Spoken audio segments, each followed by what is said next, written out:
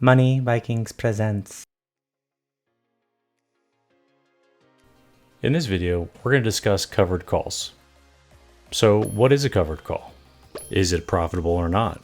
We'll illustrate a covered call and even go over when the best time is to execute this option strategy.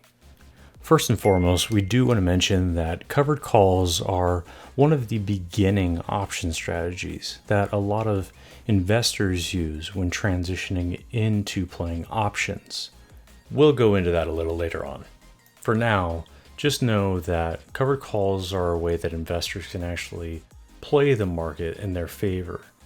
And this is seen as a neutral strategy.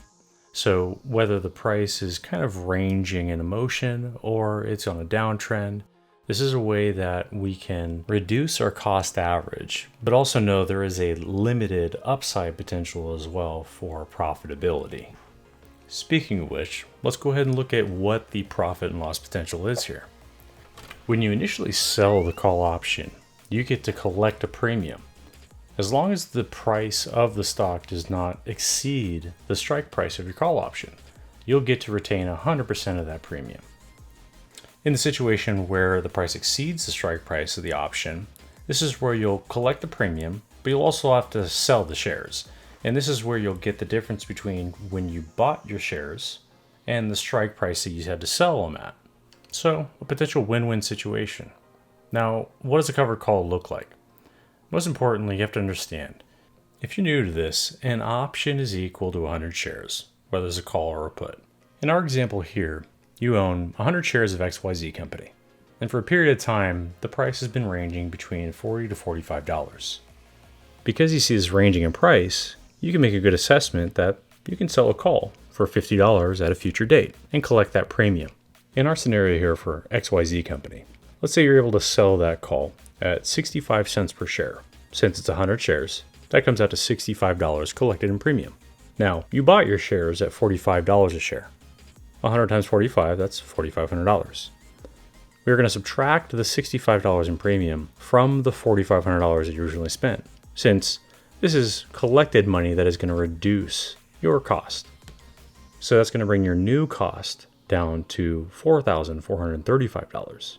And if we divide that by 100, you'll see your new average share price is $44.35. In other words, you've been able to average down just by simply selling a call option. Now this is our first situation where price is staying in a range or maybe descending a little bit. But now what does this look like when price exceeds the strike price and just takes off? Bye-bye. Let's look at the same situation. So we're selling this call 65 cents a share times 100, that's $65. Now we've had to sell our shares at this point, and we'll have to sell them at that strike price. Since it was a $50 strike, we now have to sell our 100 shares at $50. Times 100, that's $5,000. Minus what our original price was at $45, so $4,500. Then we're going to add on the premium collected since we don't have to give that back. We've now made $565 off this transaction. Now originally, if we would have sold our shares at $50, we would only made $500. This is a difference of 11% profit to roughly 12.5% profit. So that's an extra 1.5% in just this trade alone. Imagine doing this numerous times over. Now let's talk about the right time to execute this sort of strategy. In this example, we're going to look at a ticker where the price is sitting in a range. And it's a clear range. This is where we want to do our technical analysis and make a good assessment of seeing where the price has the potential of going. We can see the high and the low. And if we draw lines, we can make a pretty good assessment out of this. And then you'd want to sell an option slightly outside of the high of this range. And what we're looking for here is a pattern that repeats itself. We talk about predictable, repeatable pattern. Then we're going to look at a price that's probably in a sideways ranging motion or even in a downtrend. And lastly, we want to clearly identify that there is a price trend. Now, we want to have some things to note when we're approaching a covered call strategy. If you wish to close this covered call out sooner than later, and not waiting until the expiration date, you can buy the call back. And hopefully at that point, it's actually at a lower cost than what you sold it at. Granted, this will reduce the amount of premium that you've been able to collect, but you would have still been able to collect premium and retain it. Secondly, if the stock price drops, this could impact the overall value of the position that you're holding.